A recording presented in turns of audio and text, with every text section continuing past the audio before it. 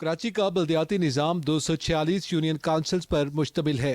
15 جنوری کو ہونے والے بلدیاتی انتخابات میں 235 یوسیز پر پولنگ ہوئی اور 11 یوسیز پر امیدواروں کے انتقال کر جانے کے باعث 7 مئی کو ضمنی بلدیاتی انتخابات ہوئے۔ انتخابات کا مرحلہ مکمل ہونے کے بعد سٹی کونسل میں پارٹی پوزیشن پر نظر ڈالیں تو پیپلز پارٹی 104 جنرل نشستیں جیت کر پہلے نمبر پر ہے۔ تناسب کے لحاظ سے خواتین کی 34، اقلیت، لیبر اور نوجوانوں کی 5-5 جبکہ معذور اور خواجہ سرا کی ایک نشست حاصل کرنے کے بعد مجموعی طور پر 155 نشستوں کی حقدار ہے۔ جماعت اسلامی 87 جنرل نشستوں کے ساتھ دوسرے نمبر پر ہے۔ سٹی کونسل میں خواتین کی 29، اقلیت، لیبر اور نوجوانوں کی 4-4 جبکہ معذور اور خواجہ سرا کی ایک نشست حاصل کرنے کے بعد مجموعی طور پر 123 نشستیں حاصل کرنے میں کامیاب رہی۔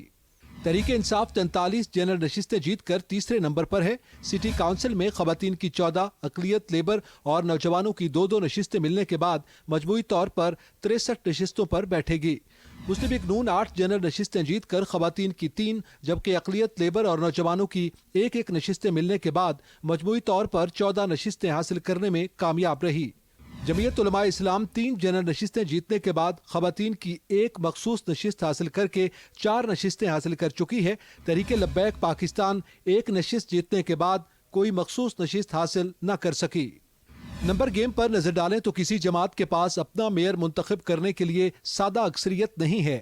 سٹی کونسل میں براہ راست منتخب ہونے والے 246 چیئرمینز خواتین، مزدور، نوجوان اور خواجہ سرا کی مخصوص نشستوں پر بالواسطہ ووٹ دے کر 367 اراکین پر مشتمل سٹی کونسل کا ایوان تشکیل دیں گے اور یہی ایوان 184 یا اس سے زائد ووٹ حاصل کرنے والے امیدوار کو میئر کراچی منتخب کرے گا۔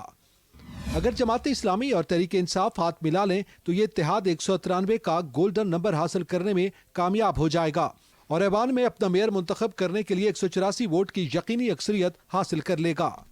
دوسری جانب اگر پیپلز پارٹی، مسلم لیگ نون، جمعیت علماء اسلام اور تحریک لبیک کی حمایت حاصل کر لیتی ہے تو ایوان میں 174 کا عدد حاصل کر لے گی، لیکن جیالہ میئر منتخب کروانے کے لیے اس اتحاد کو مزید 10 سے 12 ووٹ درکار ہوں گے۔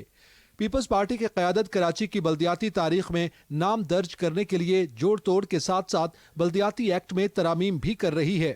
11 مئی کو کی جانے والی ترمیم کے مطابق غیر منتخب لوگ بھی میئر اور ٹاؤن چیئرمین کا انتخاب لڑ سکیں گے، لیکن انہیں 6 ماہ میں ضمنی الیکشن جیت کر سٹی کونسل یا ٹاؤن کونسل کا رکن منتخب ہونا ہوگا۔